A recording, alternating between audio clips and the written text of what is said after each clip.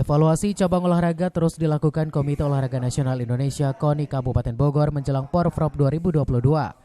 Pendataan data atlet kerap menjadi pembahasan KONI dengan Ketua Cabang Olahraga.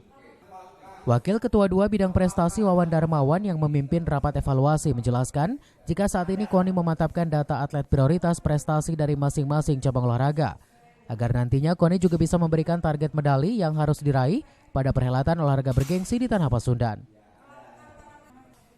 KONI juga meminta semua cabang olahraga sesegera mungkin mempersiapkan atlet untuk babak kualifikasi sebelum Porprov, karena babak kualifikasi nanti bakal menjadi tolak ukur kesiapan Kabupaten Bogor di multi-event 4 tahunan tersebut.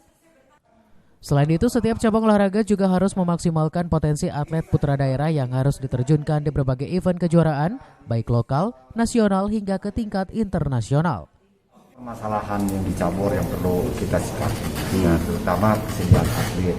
Karena atlet kita juga yang kemarin kita meraih juara umum, raihannya 254, masih itu sekian perak dan sebagainya, saya ada datanya. Dari 51 cabur, 60 nomor kan dari pertandingan kemarin.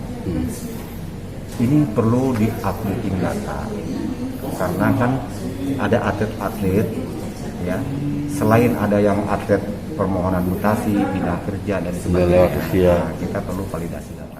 Dari Cibinong, Cafe Alfiadrian melaporkan.